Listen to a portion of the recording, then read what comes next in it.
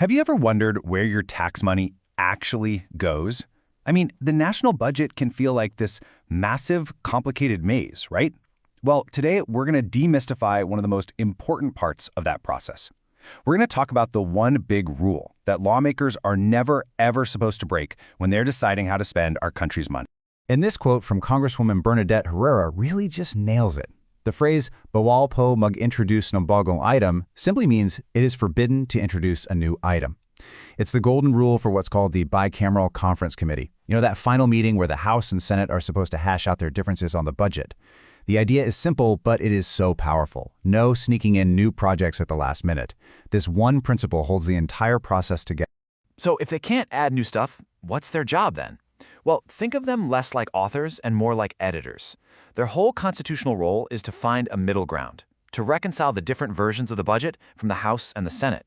They're just there to polish the final draft, not to write a brand new chapter from scratch.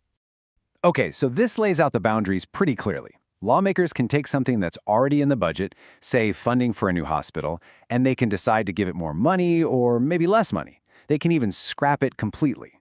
But what they absolutely cannot do is suddenly introduce a brand new item that was never debated or even mentioned in the original House or Senate bills. It's a super important distinction that's all about keeping the budget process transparent. All right, with that big rule in mind, let's dive into the specifics.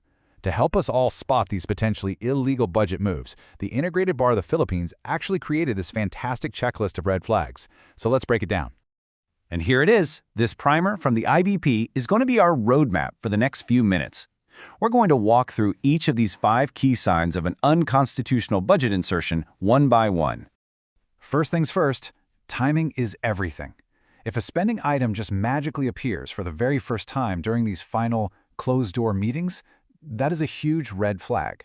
It means that item completely skipped the entire public hearing and debate process, which, is kind of fundamental to how a democracy is supposed to work. And building right on that, every single line in the final budget has to have a paper trail.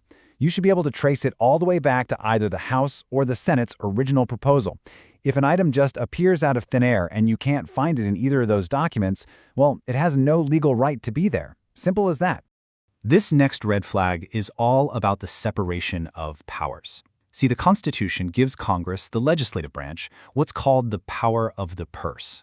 That means the executive branch, like the president's office, can't just call up and dictate what specific items go into the budget. Any insertion that was ordered by an executive official is a serious overreach. Okay, think of the national budget like a pie. At the very beginning of the whole process, the executive branch proposes the total size of that pie. That's called the National Expenditure Program, or the NEP. Now, Congress can slice up that pie differently, right? They can give more to education, less to another program, but what they can't do is make the whole pie bigger. The final budget cannot go over that original spending. And finally, it really is all in the details. A lump sum is basically a giant chunk of money with no specific breakdown of how it's going to be spent. It's like a mystery box of cash. And this lack of transparency is a major warning sign because it makes the funds incredibly hard to track, and that can open the door for misuse or politically motivated spending. Now, it's so important to remember, these aren't just, polite suggestions or best practices. These rules are completely non-negotiable because they're baked right into the highest law of the land, the Philippine Constitution. And where do we find them? Right here, in Article 6 of the Constitution. This is the section that lays out all the powers and, just as importantly, the limitations of our lawmakers. You can think of it as the official rule book for how Congress is supposed to work. And for anyone who wants to get into the legal weeds, these are the exact sections of the Constitution that are often violated by these illegal insertions. They form the legal backbone that's supposed to guarantee our budget process is fair, transparent, and accountable to us, the public. So after all these rules and legal sections, you might be thinking, okay, cool, but why does this really matter to me? Well, the answer is pretty simple. It's your money. It's about how the taxes you pay are supposed to be used. Think of these constitutional rules as a high-tech security system for the national treasury.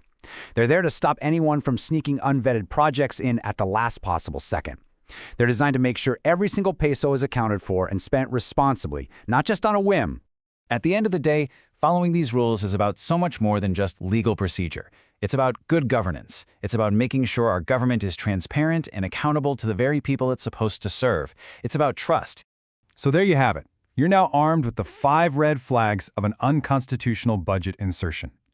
The next time the national budget is up for debate, you'll be able to see past the headlines and spot the warning signs for yourself. The real question is, what will you be watching for?